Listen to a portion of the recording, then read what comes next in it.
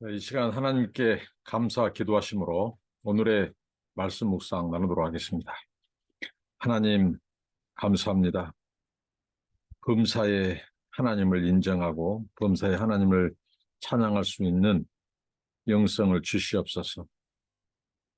오늘 또 하나님 앞에 섭니다. 하나님 말씀에 귀를 기울입니다. 말씀하여 주시고 주의 말씀으로 거룩하게 하시고 예수 어린 양의 보혈로 정결케 하옵소서. 성령님 오늘 또 인도하시고 하나님의 말씀으로 부욕케 하시며 하나님의 말씀으로 세상을 이기고 하나님과 동행할 수 있는 은혜를 주옵소서. 성령 충만하게 하시고 하나님의 말씀으로 무장시켜 주시며 하나님 우리의 삶과 또 말과 신앙과 경건이 하나님과 사람 앞에 일치하는 삶이 되도록 인도하옵소서. 예수님 이름으로 기도합니다. 아멘. 찬송입니다. 338장 내 주를 가까이 하게 함은 찬송입니다. 내 주를 가까이 하게 함은 십자가 짐 같은 고생이나 내 일생 소원은 늘 찬송하면서 주께 더 나가기 원합니다. 내 고생하는 것 옛야곱이 돌베개 베고 잠 갔습니다. 꿈에도 소원이 늘 찬송하면서 주께 더 나가기 원합니다. 천성에 가는 길 험하여도 생명길 대나니 은혜로다. 꿈에도 소원이 늘 찬송하면서 주께 더 나가기 원합니다. 야곱이 잠 깨어 일어난 후 돌단을 쌓은 것 본받아서 숨질 때 되도록 늘 찬송하면서 주께 더 나가기 원합니다. 아멘. 네, 하나님의 말씀은 욥기 7장입니다. 이 땅에 사는 인생에게 힘든 노동이 있지 아니하겠느냐? 그의 날이 품꾼의 날과 같지 아니하겠느냐? 종은 저녁 그늘을 몹시 바라고 품꾼은 그의 싹을 기다리나니. 이와 같이 내가 여러 달째 고통을 받으니 고달픈 밤이 내게 작정되었구나. 내가 누울 때면 말하기를 언제나 일어날까? 언제나 밤이 갈까 하며 새벽까지 이리 뒤척 저리 뒤척 하는구나. 내 살에는 구더기와 흙덩이가 의복처럼 입혀졌고 내 피부는 굳어졌다가 터지는구나. 나의 날은 배틀의 북보다 빠르니 희망 없이 보내는구나. 내 생명에 한낱 내 생명이 한낱 바람 같음을 생각하옵소서. 나의 눈이 다시는 행복을 보지 못하리이다. 나를 본 자의 눈이 다시는 나를 보지 못할 것이고 주의 눈이 나를 향할실지라도 내가 잊지 아니하리이다. 구름이 사라져 없어짐 같이 서울로 내려가는 자는 다시 올라오지 못할 것이오니 그는 다시 자기 집으로 돌아가지 못하겠고 자기 처소도 다시 그를 알지 못하리. 그런즉 내가 내 입을 금하지 아니하고 내 영혼의 아픔 때문에 말하며 내 마음의 괴로움 때문에 불평하리이다. 내가 바다니이까 바다 괴물이니까 주께서 어찌하여 나를 지키시나이까.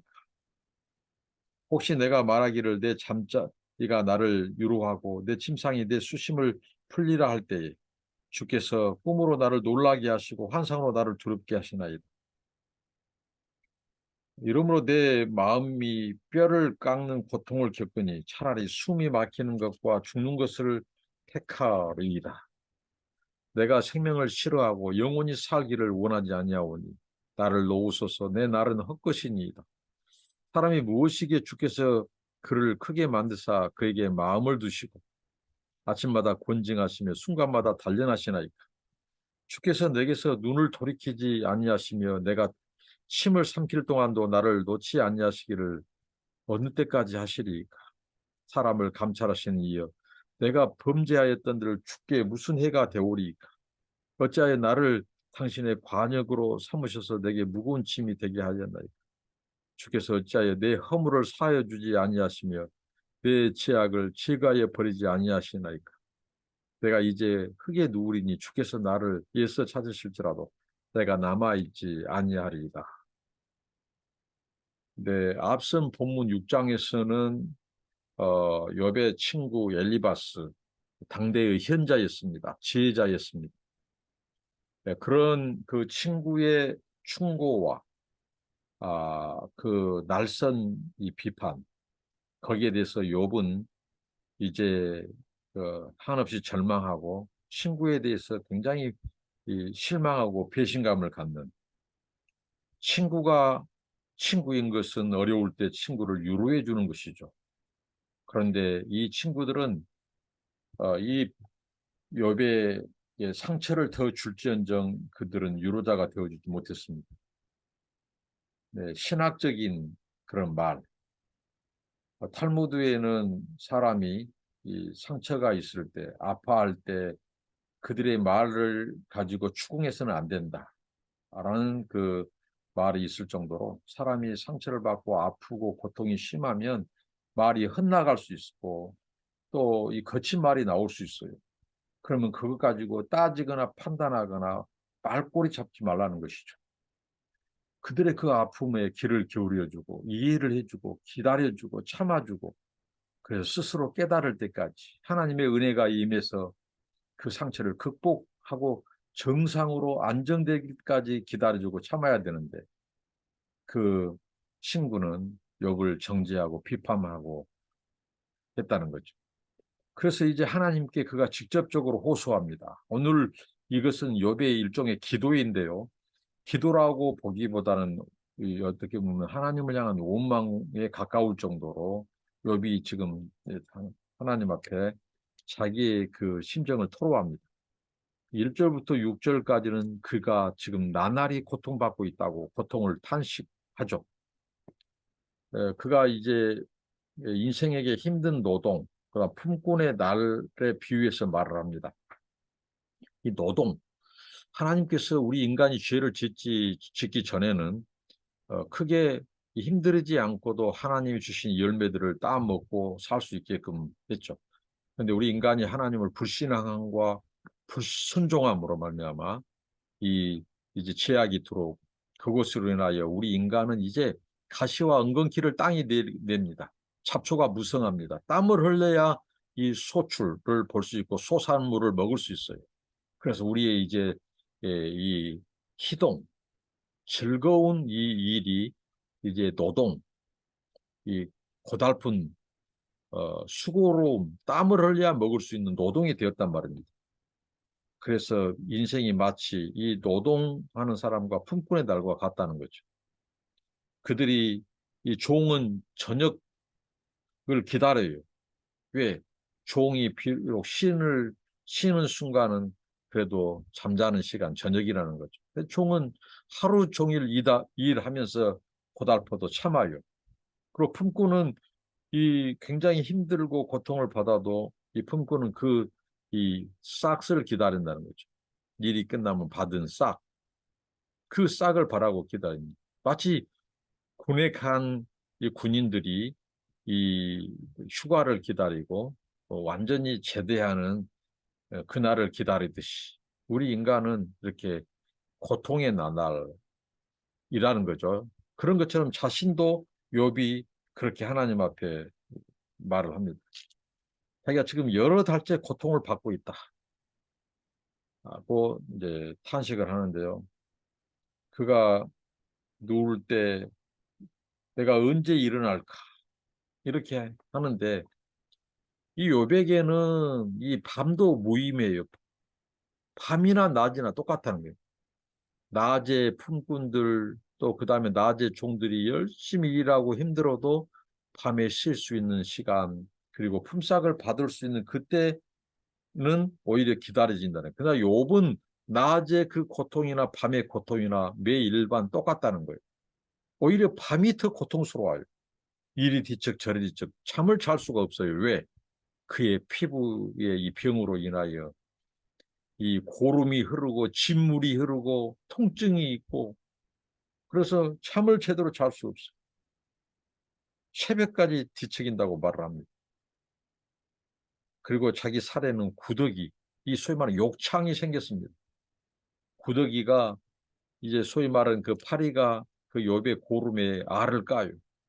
그러면 거기서 이제 구더기가 일죠. 그래서 구더기가 고물고물 욥의 그 문드러진 그 썩고 있는 고름덩어리 그 속에서 구더기가 기어다니고 있다는 거예요. 그리고 욥이 흙덩이를 발라요. 고름이 질질 흐르고 진물이 흐르니까 흙을 발라요. 그러면 그 흙덩이가 덕지덕지 의복처럼 입혀지고 붙은다는 거예요. 그러다가 그게 터져요. 굳은 그 흙이 딱 붙었다가 터져요. 그럼 또 통증이 더 아프는 거예요. 잠을 잘 수 없어. 저는 이렇게 낱날이 괴롭다고 고통스럽다고 하나님 앞에 절규하고 탄식을 합니다. 그리고 자기 인간의 이 허무한 인생을 토로하죠. 6절에 배틀의 북보다 빠르니 희망 없이 보내는구나. 이 배틀의 북은 좌우로 빠르게 움직이면서 오감을 짜는 기계죠. 어? 그런데 자기는 그 인생이 희망 없이 의미 없이 배틀의 북보다 이렇게 지내왔다는 거죠. 허무한 자기 인생을 지금 탄식하고 토로하고 있습니다. 이게 굉장한 언어 유희예요. 배틀의 북에는 실이 달려 있습니다. 그러나 배틀의 북의 실은 끊어지지 않았어요. 그러나 욥은 그 실마저도 희망의 실마저도 끊어진 자신의 모습을 이 배틀의 북에 비유해서 탄식하고 있다고 하는 거예요. 그 정도 지금 그는 소망이 없고 절망뿐입니다.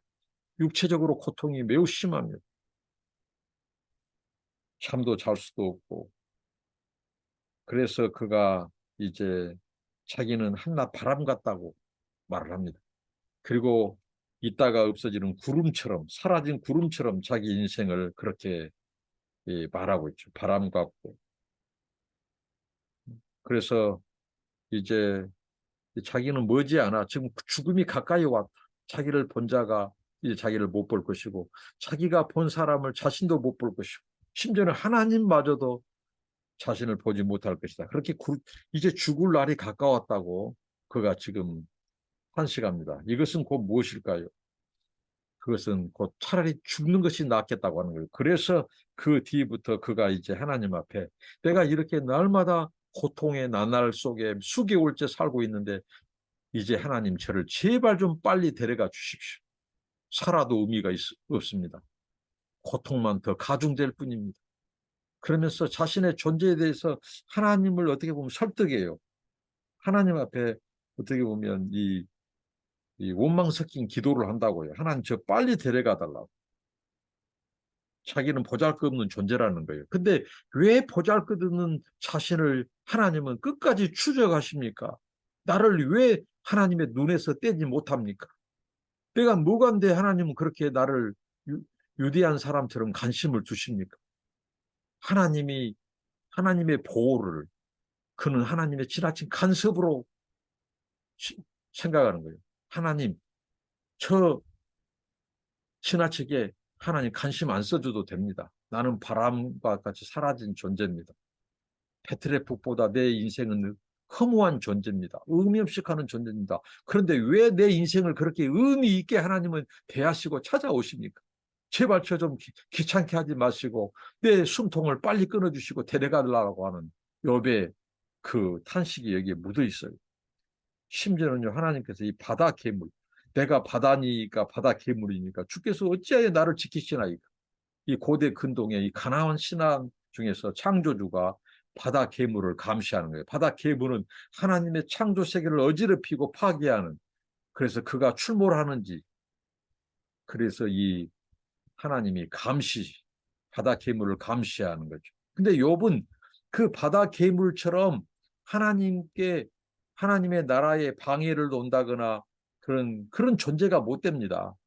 나는 아무 의미 없는 자입니다. 그런데 왜 바다 괴물을 감시하는 신처럼 창조주처럼 하나님 나를 집요하게 관심을 두시고 보호막이 되어 주시려고 하고 나를 이렇게 철거머리처럼 하나님 나를 놓아주지 않습니까? 나를 제발 데려가 주십시오. 나 좀 귀찮게 하지 마십시오. 내 고통이 너무 심해요, 하나님. 이게 바로 욥의 탄식이고 절규입니다.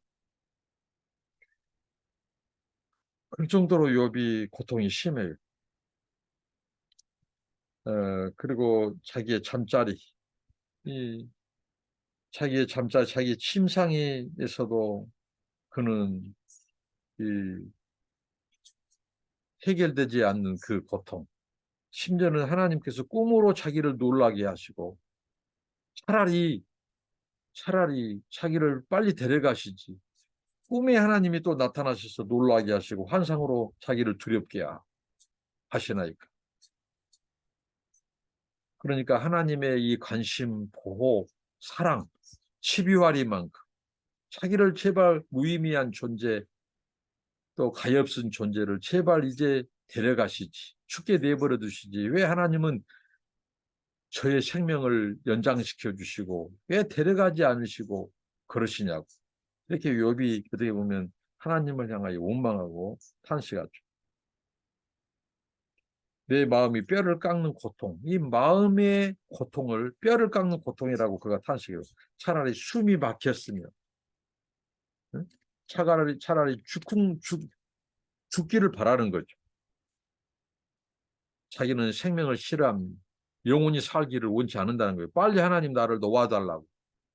내 살아도 명분이 없는 인생이라고. 그래서 내 날은 헛것이니까 하나님 저를 제발 좀 빨리 데려가 주시라고. 나를 죽여달라고. 그렇게 토로합니다. 그리고 사람이 무엇이기에 주께서 그를 크게 만드사 그에게 마음을 두시. 마치 시편 8편의 시인처럼 인자가 무엇이간데 주님은 나를 통촉하시나이까, 나를 공고하시나이까. 그러니까 하나님은 무의미한 이 욥과 같은 자신과 같은 이 인생을 왜 그렇게 하나님은 더 하나님께서 신경 쓰실 일도 많은데 시체 말로 오늘 우리들의 표현으로 하면 그런데 왜 나에게 관심을 끄지 않고 계속해서 집요하게 하나님의 사랑과 관심을 나에게 표해 주십니까? 인자가 무엇이간데 이제 나에게서 이제 마음을 돌이키셔 이제 그만 좀 죽게 해달라고 이렇게 말합니다. 그리고 아침마다 하나님이 권징하고 찾아와서 단련하시고 고면하신다는 거예요. 차라리 내가 죄에 있으면 하나님께서 나를 하나님께서 심판하시고 생명을 거둬가시지. 다시 훈계하고 권징하고 단련해서 어?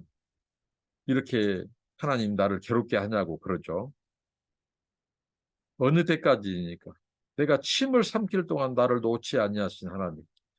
주께서 내게서 눈을 돌이키지 아니하시면 이건 하나님의 정말 말할 수 없는 사랑이에요. 하나님의 관심이에요. 그런데 하나님의 사랑과 관심마저도 상처가 되는 욥의 그래서 우리가 욥을 정죄해서는 안 된다는 거예요. 이게 바로 어떻게 보면 이 상처의 신학이라 할까요? 상처의 목회학이라고 할까요? 이 고난의 이 신학이라고 할까요? 이 고난과 고난 후에 상처가 있는 사람들은 우리가 함부로 정죄해서는 안 된다는 거죠. 욥이 지금 하나님 앞에 원망 섞인 기도와 탄식을 해도 이것은 그의 몸부림이고 탄식이라는 거죠. 그가 믿음과 신앙이 없어서 한 것이 아니라는 거죠. 근데 우리는 신학적인 잣대로 쉽게 너 하나님 앞에 그렇게 원망 불평하는 것이 믿음이 없구나. 불경건하구나. 회개해라 하고 정죄하고 책망하고 비판해서는 안 된다는 거죠. 욥이 침도 삼키지도 못하는 거죠. 그리고 사람을 감찰하시는 하나님이 내게 범죄했습니다. 응? 내가 범죄했어요. 내가 범죄해봤자 하나님 앞에 얼마나 영향을 미치다 이거예요.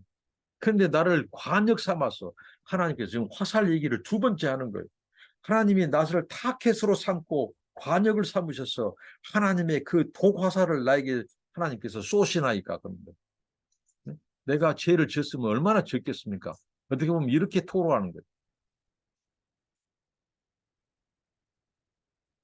그래서 주께서 어찌하여 내 허물을 사하여 주시 아니하시며 내 죄악을 제가하여 버리지 아니하시나이까. 하나님 내가 허물이 있으면 사하여 주셔. 그러면 내가 이제 명분이라도 생긴 거예요.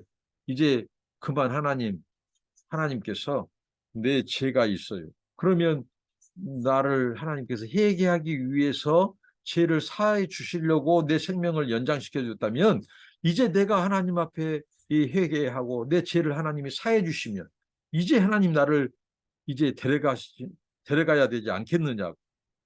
어? 이렇게. 그래서 이제 내가 흙에 누우리니 주께서 나를 예서 찾으실지라도 내가 남아있지 아니하리라. 이것은 뭐예요? 나를 하나님 이제 데려가 주시라고 하는 기도입니다. 자, 오늘 말씀을 통해서 그 욥의 하나님 앞에 나아가는 그의 이 탄식과 절규를 보는데요. 욥의 고백 속에서 우리는 그 욥이 상당히 어떻게 보면 이 신앙에서 좀 어긋난 하나님 앞에 좀 어긋난 그런 말들이 고백들이 나오죠.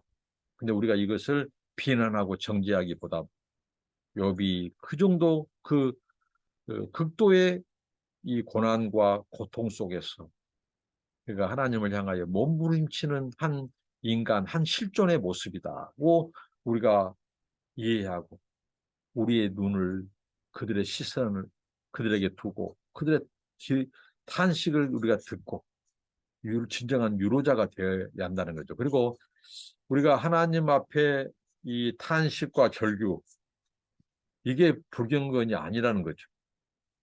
우리가 아프면 아프다고 괴로우면 괴롭다고 하나님이 싫으면 싫다고 하나님 나 이럴 때는 하나님이 싫습니다.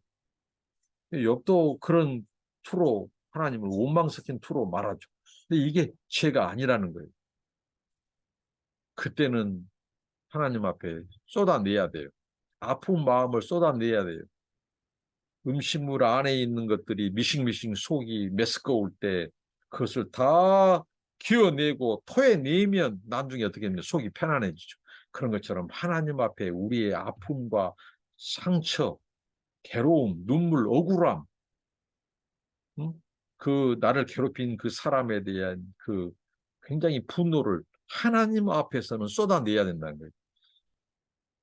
그럼 하나님은 그것을 다 들으시고 어루만져 주시고 싸매 주시고 그러신다는 거예요.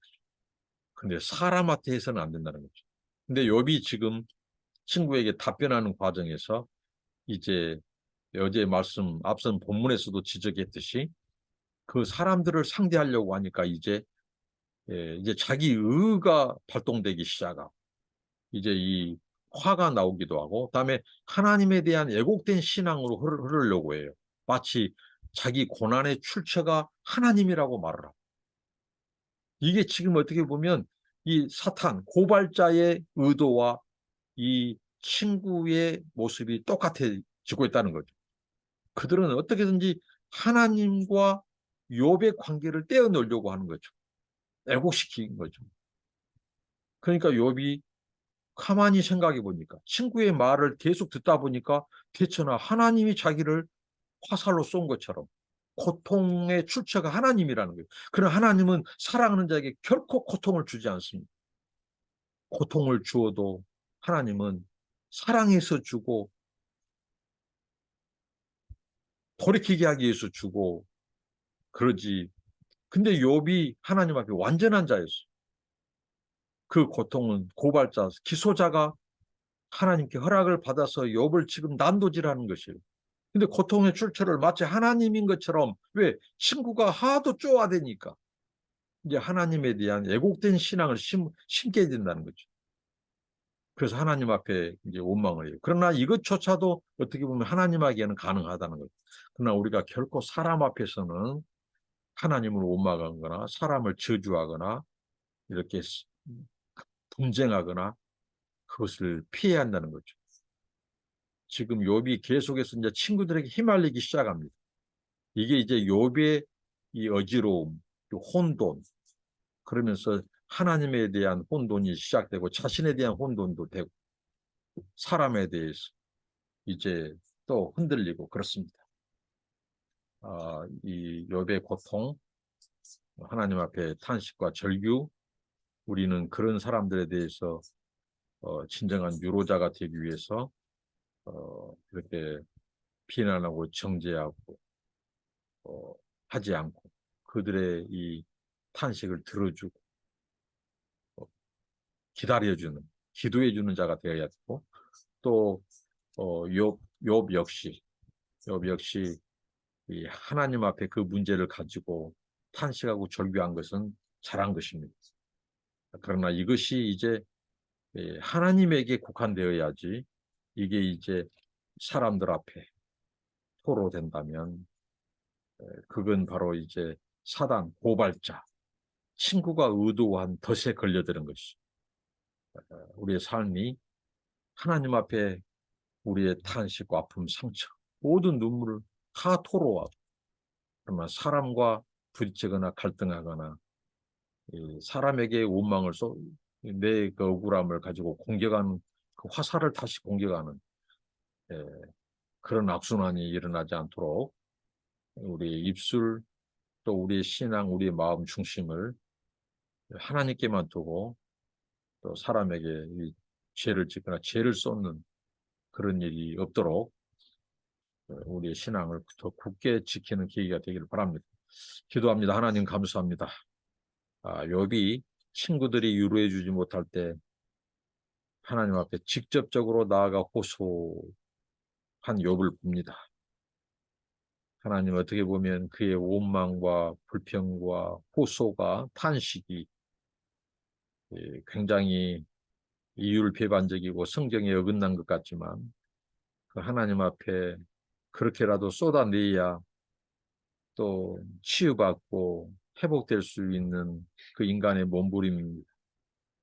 하나님, 우리가 사람에게 아픔과 상처를 받을 때 억울하고 통곡할 때 우리의 그 모습을 그대로 받아주시는 따뜻하신 하나님, 그 하나님의 어루만짐으로 회복시켜 주시고 하나님 우리가 경솔한 말을 하고 하나님 앞에 원망 섞인 말을 할지라도 하나님께서 그것을 불쌍히 여겨주시고 들어주시고 어루만지셔서 우리를 깊은 상처와 아픔과 억울함 속에서 풀어주시고 회복시키고 치유하시고 대신 사람에게는 침묵할 수 있는 지혜를 주옵소서. 예수님 이름으로 기도합니다.